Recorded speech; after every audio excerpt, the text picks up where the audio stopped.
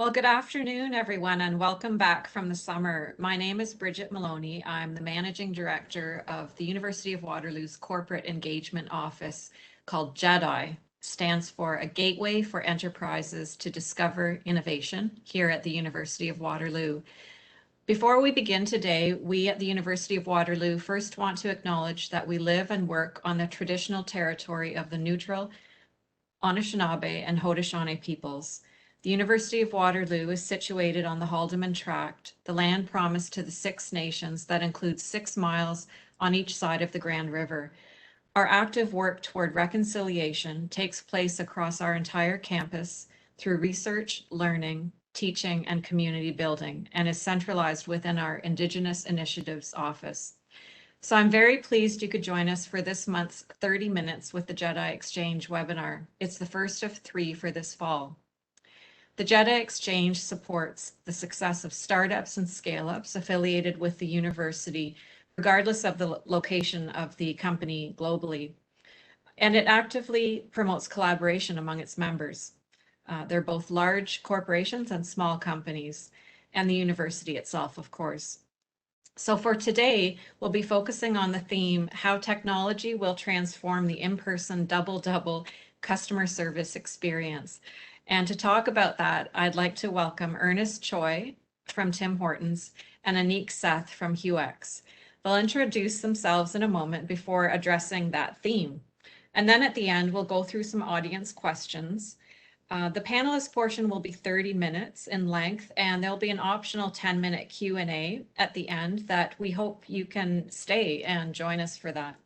So throughout the webinar, please send us your questions via the Webex Q&A. It's the Q&A icon located in the lower right corner of your window, and simply click that and select all panelists and then send. So this event is being recorded and it will soon be uploaded to GEDI's YouTube channel. So now I'd like to turn it over to our guests to introduce themselves. So let's start with Anik to introduce himself and HueX. And then Ernest, if you could introduce yourself and Tim Hortons, a brand I think everyone recognizes. Hi there. Thanks, Bridget, and appreciate being here today. So my name's Anik, guys. Nice to meet everyone here today digitally. Our company, HueX Labs, is focused on building, we like to say, commercial-grade conversational AI and speech recognition solution to help kind of on-premise use in live business environments. So in this use case, it could be in retail, it could be in grocery stores, or potentially transforming the drive-through experience as well, assisting kind of order-taking functions. Thank you. Awesome. Ernest. Hi, everyone. It's great to be here with you all today. My name is Ernest Choi, and I'm the Senior Director of Digital and Loyalty at Tim Hortons. I've been with Tim Hortons for about 5 years, and prior to that, I've spent most of my career in management consulting. I am not a University of Waterloo graduate or alum, so please don't hold that against me, but I did get connected through the GEDI Exchange program through Anik. Fantastic. Thanks, Ernest.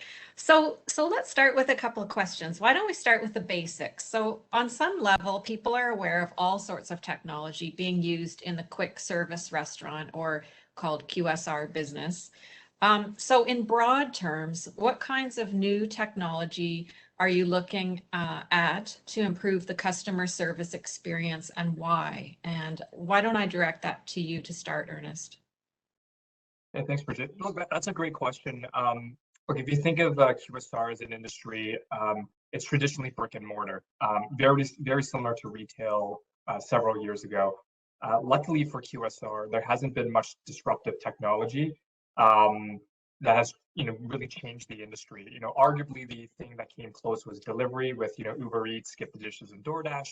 But really, that's really proven to be, incremental and has helped our business. So. Look, it's given us a really good opportunity to take that under our own wings and transform the guest experience, not because of outside pressure, but within the QSR industry. So over the past years, we've launched and grown our loyalty program. While loyalty at face value has helped, stickiness of our guests, really what we're using loyalty for is really to better understand our guests. And if we can better understand our guests, which is extremely important for Tim's, because if you think of our demographic, it's very broad across Canada as we serve all Canadians. It's really important to understand our guests so we can really leverage our digital platforms and leverage loyalty to personalize and surface relevant content to our guests. Be able to enable our guests to order differently other than the norm, which is going with our team members in our brick and mortar restaurants. And more importantly, connecting with our guests in many ways outside of our restaurants, right? So, we're doing all of this really through leveraging advanced analytics on the back of our loyalty program. Very interesting, Ernest. Thank you. And Anik, do you have any comment you'd like to add to that or augment onto that? Yeah, no, I think what Ernest said is kind of bang on. I didn't allude to my journey, how we got into HueX Labs, but myself, I worked in a family business where we actually owned and operated Tim Hortons, still do to this day. So that kind of gave me insight as a franchisee and operator where the power of technology can really assist in day-to-day operations. And what Ernest is saying is absolutely correct. And that was kind of my motivation or my kind of insight into founding HueX Labs in 2018. So absolutely agree with Ernest. I think the industry is transforming at such a rapid pace now where technology is not a nice to have, it's going to be a must have for this industry going forward in the next 5 to 10 years. Absolutely. I think we can all see that coming. So then Annette, to follow on with that. So of the range of all these technologies, that we're talking about, let's talk about artificial intelligence a bit. So on some level, most people have a conception of what it's all about, but what is distinctive about what you're trying to do, and what caused you to use it and really leverage it? Yeah, I think when you look at AI, it's such a crazy buzzword, right? Truth be told, AI is taking off now, but AI has been a concept that's been there for probably the last 30 years, right? Taking machine and making it more intelligent, so to speak. So when I look at AI, now I think we're entering a phase, especially in the next decade, around applied AI. So moving from theory into application, and what really kind of propelled me towards this is going back on my experience being an owner and operator. The industry, like I said, is transforming at such a rapid pace. The demographic around how employees and people working in a restaurant is changing daily. And truth be told, there's a lot of things you can do in terms of entrepreneurship to improve your business. But now, as mentioned, technology is going to play kind of a critical role, especially around applied AI applications. So that's where where I had a lot of interest, so to speak, because it was fascinating to me to see that AI is great, say behind a phone if you're calling a call center, but how do retailers, live business environments, quick service restaurants, grocery stores for that matter, capture the power of AI in an on-premise live location? And that's how we kind of went down the rabbit hole, because on a phone, we like to say it's a structured speech environment. Alexa, it's a structured speech environment. But for us, the AI challenge is in these unstructured speech environments, how do we make an applied AI solution work? And that's kind of been our thesis at HueX Labs. That's really fascinating, the fact that you've got the strong background and experience owning and operating the franchises, and then building on top with the AI. So actually to follow on to that, when thinking of AI, then what aspect is it of it is HueX looking to apply in this line of business, this QSR business, and then how does Tim Hortons see it and other technology working out in general? So maybe Anik, if you want to take a stab at that first, Yeah. and then Ernest. Yeah, perfect. I mean, for us, we've been in the weeds probably for the last, I would say, 2 years, building strong data pipeline, data processing mechanisms. And we've created a product now called IDA, the Automated Intelligent, I would say, Digital Assistant. And its capability is pretty simple. It's to assist kind of day-to-day operations of businesses in the use case of, say, drive-throughs around potentially handling orders and order-taking functions. We've all been to a drive-through. We have good experiences. Sometimes we have bad experiences. But the goal of IDA is to really help improve that overall guest experience and able to interact with any type of guest, regardless of the way they speak English, whatever the case may be, to really capture the diversity of Canada. That's kind of our goal with IDA, and that's one of the use cases in terms of QSR, if that answers your question. Very interesting. Thanks, Anik. Ernest. Yeah, and look, for us at Tim Hortons, we definitely find the work that Anik and his company doing, is definitely relevant and fascinating, right?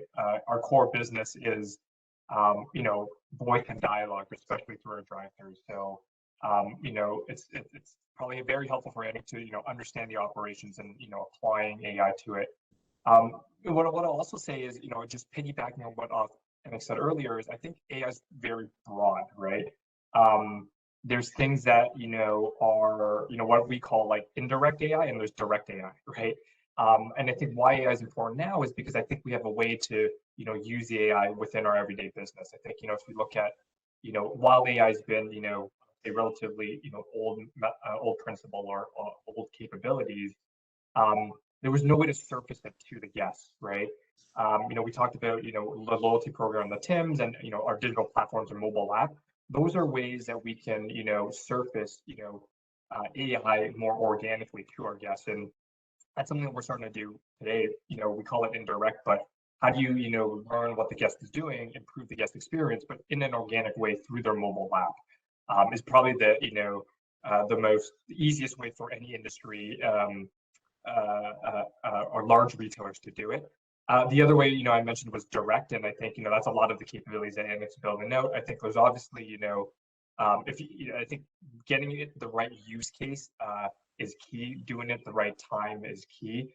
Obviously, direct, it's going to be a bit more transparent for the guest. So, understanding the use case and thinking through it thoughtfully matters more because it's a bigger shift to the guest experience. Thank you. Yeah, very, very interesting.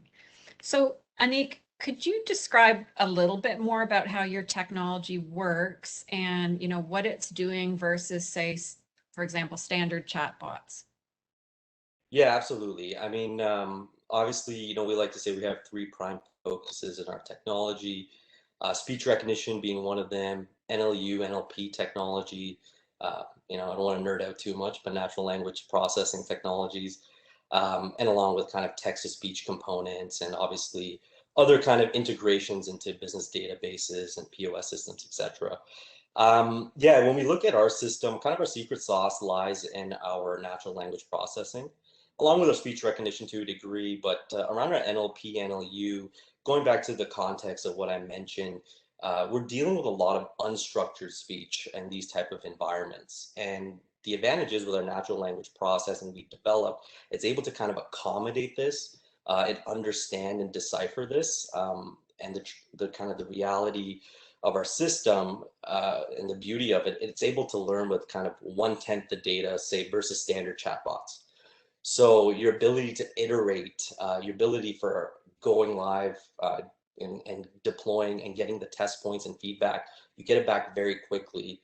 And with that training, it's a similar efficacy as if you were going to train a normal chatbot for 90%. We can just do it with 1/10 the data, say, versus a potential competitor. And I think more importantly, with that being said, we also have kind of an IoT component that integrates into existing business hardware.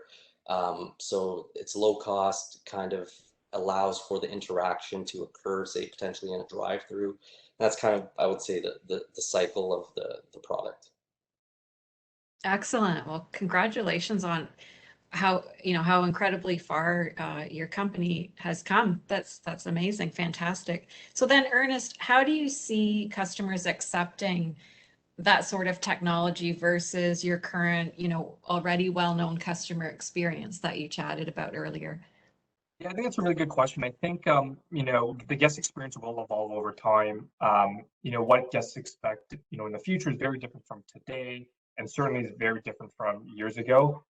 Look at Tim's, as the market leader in QSR, we force ourselves and push ourselves to think about, how do we better the experience for our guests and involve that for the industry, especially in Canada. I think guests accepting, this type of technology specifically, it's in many ways very similar to past technology. The technology has to help the guest and improve the guest experience. And if you look at, Tim's and QSR specifically, it's all around, speed of service, order accuracy, quality, and convenience, right? So, those are the main principles why, our guests come to our restaurants. And I think as you look at technology and what, Anik mentioned, we just got to make sure that we have the, right piece of technology that solves the, the biggest pain point for the guest. And I think when you're able to do that and tackle the right use case, you'll get a natural pull and demand for the technology versus, of a technology where a lot of guests would be turned off on it. Right. Right. So then, Ernest, actually, so what benefits are the consumer and the retailer going to see from applying technology in this way? How do you see the application of technology generally and AI in particular sort of progressing from there? Yeah, I think for us, I think the biggest benefit to our guests with AI is really the ability to personalize the experience in a very consistent and scalable way. I think that's the key. If you think about Tim's as a whole, we have many different many restaurant owners, restaurant types across the country, different guests across our region. How do you make sure you optimize that guest experience at that individual level? Is what AI has been helping us do and will help us do. Continue to help us do in the future. So, again, if you think about the Tim Hortons roots and our brand, we've really built a business on, localization and being in communities. When we think about personalization, that's just a more micro level lens at it, right? So it's very natural for Tim's to be more personalized. I think everyone probably has a story about going to their own Tim's and, either they're recognizing the team member or the team member recognizing them. And that's what we want to make sure we're able to do in the digital world on a digital platform with personalization. So, I really believe, and I mentioned it earlier, but companies that do it right will have a competitive advantage over other companies, as I really do believe it's going to be a differentiating factor, not only for QSR, but other industries, and we've already seen it in retail. So, with respect to, where do we go from here? I think there's still a ton of runway for AI for Tim Hortons, but not only Tim Hortons, but in QSR as well. Again, the key is doing it right and making sure the technology solves the customer needs. Thank you. Thank you. And Anik, same topic, if you'd like to comment on that. So, where do you see AI? Where do you see things going from here and the benefits to the consumer and the retailer? I think we're just on the precipice right now. We're just getting started. When you look at kind of applied AI solutions and where they're going, I think the goal where we see the industry kind of headed is humanizing that experience with the AI. It's a common feedback, right? We look at AI systems right now. Hey, it's AI. It's not sometimes friendly, not as sometimes as intuitive as when you're talking to a team member or things of that nature. And that's kind of the next evolution of AI, is how do we really humanize the experience? How do we because I think ultimately if you can humanize that experience, be it through AI or augmented AI with a team member on the other side, you're going to improve the guest experience. And that's the ultimate goal, because we see it. People rush to the market, they attack the problem outside, and here's an AI solution. It does what it's supposed to, but as a result, now you're delaying or increasing service times by 15 seconds. It's not really hospitable, and you end up doing the opposite of what the goal was or what was intended. So I think that is the next evolution of AI. How do we really humanize experience, and how do we adopt it kind of going forward in that context? Thank you. Great insights.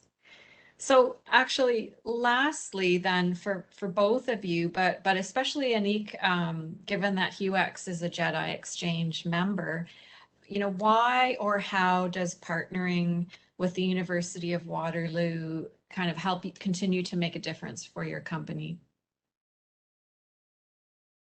Yeah, great. I guess I can start there.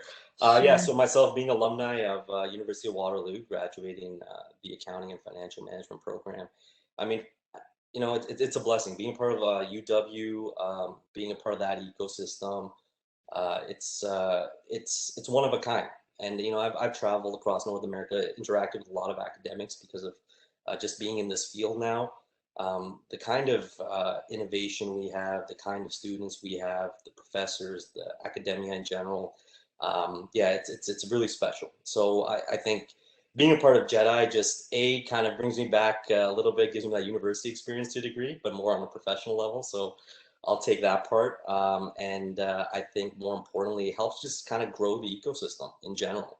And I think if we have more connectivity and more stickiness between kind of the ecosystem and the people in it, I mean, that's how innovation grows, right? It grows through collaboration, it grows through interaction. So that's why, proud to be a part of the GEDI Exchange and affiliated with the University of Waterloo. Thank you. Yes, yeah. Good point about the stickiness factor and that connective tissue amongst everyone that helps innovation. And Ernest, you're welcome to make any comment now that maybe you've had a bit more exposure now to the University of Waterloo ecosystem. Yeah, I might have to do my master's with University of Waterloo. No, look, I think this is a great program. I think, I mean, I might be a bit biased, but I think there's a lot of smart people with great ideas in the tech space in Canada that, for years have been looked over for sure, right? So I think, being part of the GEDI Exchange, has allowed me and hopefully will continue to allow me to connect with many of them, right, through thought leadership, careers, and emerging technologies. I think to piggyback off of what Anik had said, I think that's how we get the tech space better in Canada, right? I think the collaboration between companies, the collaboration between people and ideas is not only what we can do to grow technology, but even like technology through a big brand like Tim's certainly an opportunity. Well, and you're part of such an iconic Canadian company, and it's such a large corporation with such a history. So, Ernest, if there's one piece of advice that you would give to corporations in the audience who might be considering jumping onto the AI train, let's call it, what would that be? I mean, I think I go back to the themes that we talked about before. I think, doing AI is a lot of work. I'd say it's really relevant, cool work. And sometimes, you could go off and build something that's, really great. But, it may not serve the guests or your customers' needs. I think the biggest thing is, being thoughtful about, being guest centric. What are we trying to do for the guests, and how does technology, complement that is probably the approach we take at Tim's, and I'm sure many other large companies do. So I'd probably say that in Bridget, and probably, breaking it out into like thinking about AI through indirect and direct is probably the other, piece of advice I'd give. I think you can leverage a lot of AI through an indirect way organically and build out your capabilities. You don't have to go, for, the big bang of what people think AI is, right? Right. There's many, AI, there's many broad, it's very broad. There's many, types of AI. So I would probably say that. Yeah, thank you. Thank you, Ernest. And Nick, actually, similar sort of a final question. What would you say is the biggest barrier that you see for companies when they're considering adoption of AI solutions like this, like yours? Yeah, well, it's I think patience is one of the things, right? So uh, it's funny because if you talk to 50% of people, they'll think AI, they'll think Alexa, they'll think Siri right away, right? And well, what do you mean you need training data? What do you mean you got to condition systems to do X, Y, Z? And why does it take so long, right? For us, as a plug, we've kind of taken a process that's typically 9 months, we've condensed it now to 3 months. That's kind of our AI training advantage that we have here at HueX Labs. But that being said, I think patience is key, and just aligning. I think alignment is probably the most critical, right? I think sometimes, we have brilliant AI scientists and we have companies, but we miss the mark. And when you're not aligned, things kind of go the wrong way. So I think patience and alignment, and then you can kind of capture the magic of AI for sure, because it's not a one and done type thing. It's an ongoing process, and it's going to be continual. But that's where you start capturing the synergy. It's not a matter of hey, we did it for a month. It's a process, it's a pragmatic process. And if you commit to it, I think any company will have something extremely special in the end. Very good points. Thanks so much, Nick. So So unfortunately, apologies, we're nearly out of time before the Q&A. So that went really quickly. That was a very interesting conversation. Time flew. So just want to thank you so much, Ernest and Nick, for joining today and for your thoughts, your expertise, your experience. You know, hopefully the audience learned as much as I did about how technology is going to transform the, I'll call it the in-person double customer service experience. So we're at about coming up onto the 30-minute mark, and I hope the audience can stay for another 10 minutes or so for some Q&A. If anyone needs to drop off the webinar now, just want to say thank you very much for joining us. And if anyone wants to exchange any thoughts with HueX and Nick or Tim Hortons and Ernest, please let me know. Your contact info won't be shared outside the university, and we'll only make introductions at your request and with everyone's agreement. So please feel free to reach out to me, Bridget Maloney, at my email address shown on the GEDI homepage where you registered for the event. It's essentially bridget.maloney@uwaterloo.ca. And then our next monthly webinar is on October 19th, and it will be announced soon, and you'll receive a link to register for that soon. But I encourage people to follow GEDI on LinkedIn, Twitter. We have a monthly newsletter where you're informed of all sorts of news and events. So please feel free to join those and stay up to date. So again, for those able to stay for a few more minutes, we can begin the Q&A now. So basically, I'll start the Q&A. Want to thank everyone in the audience. Some folks in the audience submitted questions in advance during the registration process, so that's great. And I've been provided with some questions here to start, so just a moment. And Ernest and Nick, you're both, of course, welcome to contribute to the discussion of these questions. And you know, we'll try and keep the questions or the answers somewhat short to allow as many questions as possible. So here's the first one, and it's for, okay, I'm just waiting for the question to come in.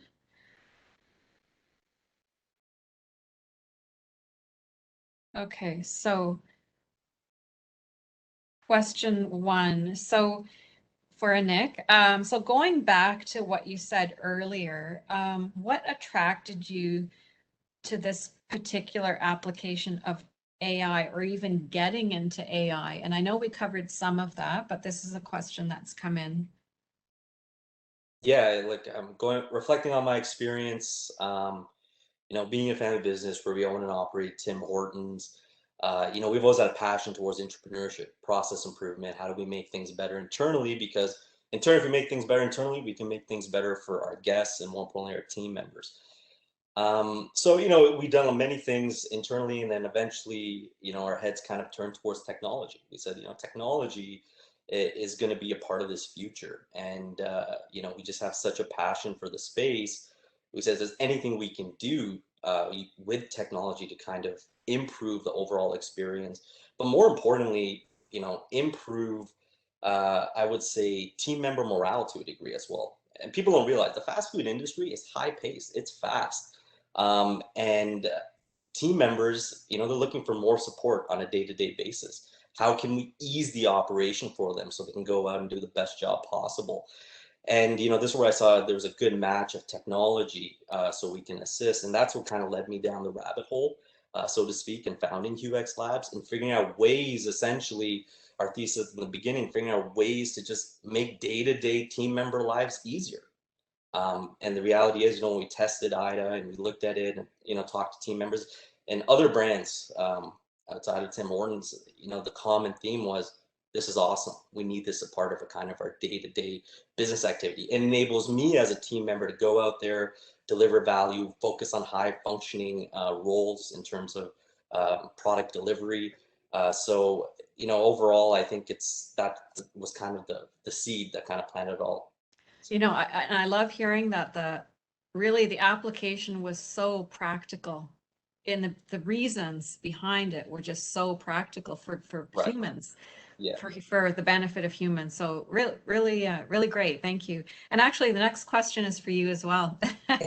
So It comes from the registration system. So how does the HueX system work in an environment with so much background noise and other challenges with understanding people, such as multiple people in a car speaking at once? So are noise filtration techniques used? And if so, can you describe anything about that? Yeah, listen, I'll try to do justice for my technical partner here, but yeah, we have an assortment of technologies underlying. I mean, denoising algorithms, signal processing, acoustic modeling. So I think there's a trifecta of things that we're doing that allow for that. And to be honest, it's still not perfect per se, but it gives us a very high accuracy in terms of what we're looking for at the moment. So yeah, I would say those are kind of the three components we're using at the moment. Great. So I wonder, Ernest, if you have any comment on it, on any of that, commentary that Nick just had on these two questions. Yeah, I mean, I think like that's the application of AI. I think specifically, and looking at it from a restaurant franchisee perspective was pretty interesting. And I think that's how most use cases are developed, right? Versus building a piece of technology and trying to find a use case for it, right? I think most successful technologies that can be scalable, is the approach that Anik took. So whenever and I catch up with Anik, that's something that we definitely look at and talk about as well. I can't say much on the other pieces of technology that Anik has around what he does with voice, but again, like I mentioned, I think it's when Anik and I've talked about it before, it's a very complex problem to solve, right? And I think there's multiple components to it. So if you look at the total package that he has, you could almost break that up into sub AI components, right? And I think what's interesting is, like I mentioned earlier, you don't have to go all in on AI. There may be sub components that make sense, right? Indirectly first with guests that help the guest experience and solves the pain point. So I think how just kind of decoupling what Anik said there in a different way. I think that's how at least we think about AI. Right. Right. Thanks, Ernest. Thanks, Nick. So this question came in. Let us know if you can reply to this. Can you share the status for both of you? Can you share the status of rolling out this type of technology? Where and when could I experience IDA in the drive-through use case? Yeah, you know what? And I see Nancy there. Hey, Nancy. I know Nancy personally, so she's awesome. Yeah, to be determined. We're working behind the scenes here, but you'll be the first to know for sure. Awesome. Okay, we'll wait for that. And then Nick, another question for you came in.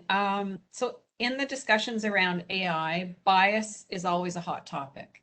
And so can you talk through the concept of bias and how it might play in this retail environment? Yeah, can I just get some more clarity on bias? Do you know the context? So it didn't come through. It could be bias in terms of gender, could be bias in terms of demographic, or this is me speaking. I'm augmenting the question that came in from the audience because there is no context here on the word bias, but I think there could be many different types of bias. Gotcha. Yeah, I think when we looked at AI systems, the first thing we said is we're in Canada. We're testing things out in our offices there in Waterloo, Toronto, whatever the case may be. We're in a hub of diversity. So the first thing is the challenge that I said to our chief science officer, and he said the same thing. We got to make an inclusive system. I mean, you're not going to have the same person with the same accent, the same vocabulary pulling up to your whatever it is. It'd be a drive-through, a retail location, grocery store. So this technology needs to be agnostic and accommodating for the diverse nature, which is Canada. And that's how we're approaching the problem. We take a very data-driven approach to our solution. I think we put a lot of energy in our data curation, a lot of energy in our data creation as well, to really capture the elements of what makes Canada Canada, and that's our diversity. So our goal with our AI system is simple. It's got to be able to accommodate the lexicon of culture we have here in Canada. Yeah, that's excellent. It's perhaps in another country it would be less diverse, but because Canada is Canada, it really forces some different approaches and a different approach to the solution and to the AI. And Bridget, just to add to that, we've been working behind the scenes as well to really look at also, compliance for individuals who may have speech impairments or may not be able to interact. So we're, part of our technology that we're including is around gesture identification as well. So able to interact, but hey, potentially even use sign language, potentially even use your fingers to point at something when you're in the drive-through. So, we're scratching the surface there right now, but, like I said, it's all about inclusivity. Everyone should be a part of the solution equally. Very excellent. Excellent, Nick. So Ernest, a question came in for you. So if you think of the next 5 years, how do you envision the Canadian double experience changing given the rate and pace of technology development? Look, I think the product itself, double will always be part of Tim's. It's our iconic product for the iconic brand. I think what will change is how you order the double. Everything from how you think about the double on a digital platform, how you order the double on the digital platform, how sometimes you don't order a double versus other times you do, right? If you're ordering for guests, and understanding and knowing those occasions to help the guest, make remind the guest to make a purchase for their coworker, right? Just understanding what is their order, their friend's order, to improve that experience of ordering, not only on our digital platforms, but even in our restaurants. And understanding that and surfacing, personalized content on our menu boards, everything kind of combined, makes that simple double, that experience more omni-channel and more digital, right, than the traditional, you go to a team member and ordering a double. So the goal really is to, allow more ways for the guest to order and have the guest be more engaged in ordering that double. Thank you. And Nick, another question came in about the training, the AI training that you talked about. So how broadly applicable is it coast to coast in Canada and across to other countries? Yeah, I mean, the underlying infrastructure is there to support all of that. Just like any AI system needs some tweaking, but what we're noticing is, we're in conversation with some other brands as well, but the amount of tweaking it needs becomes more and more minimal. So it's able to adapt actually very quickly. But again, to capture kind of, like I mentioned, going back to the diversity of how people interact and how people communicate, there's always going to be just I would say, it used to be we needed a large amount. Now with kind of the things we're doing behind the scenes, we can deploy with a finite amount of data, but what still captures kind of the essence of the communication and what's happening in those respective brands. Thank you. So one last question came in for you and Nick. So you actually raised an excellent point about the positive impact that AI can have on the morale in the QSR industry. And this is something we've seen raised, in other spaces such as healthcare, especially now, and personal health, especially given the pandemic. So are you able to comment further on what you might be hearing on this topic, especially during these COVID times? Yeah, I mean, overall, I think going back to what I said, any way you can assist in your operation or make the day-to-day lives of your team members easier, it's a win. Because as morale improves, ultimately the guest experience is going to improve, right?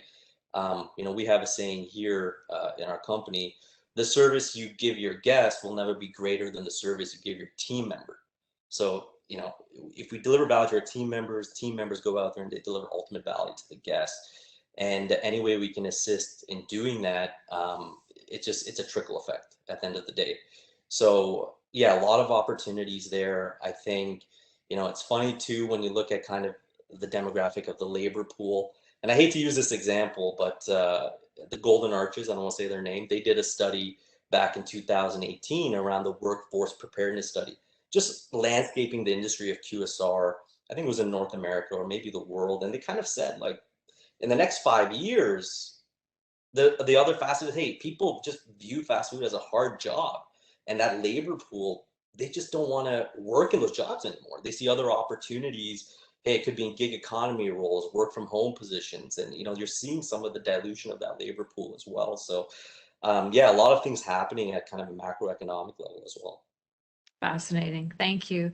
So unfortunately, we need to wrap. It's now 1:40. So I want to thank the audience very much for joining us and for contributing to the Q&A. And a really big thank you to our guests, GEDIx A from HueX and Ernest Choi from Tim Hortons. Your insights and experience are very much appreciated. So thank you so much. So if anyone in the audience would like to exchange some thoughts with HueX or Tim Hortons, let me know. As I said earlier, we won't share your contact information outside the university, and we'll make introductions only at your request and with everyone's agreement. And again, if you heard something today you'd like to explore further or that intrigued you, just feel free to reach out to me, Bridget Maloney. You can find my email on the GEDI homepage where you registered for this event, or right there at the bottom of the slide that's being displayed right now. So our next webinar is October 19th. Stay tuned for the topic, which will be announced soon. And like this webinar, you can register at uwaterloo.ca/GEDI/events, as shown on your screen here. And the October webinar will be shared, as I said earlier, on our GEDI LinkedIn and Twitter accounts and included in our monthly newsletter. So please sign up and you'll receive the latest news. So we look forward to seeing you then. And this ends our session for today. Thank you very much, everyone.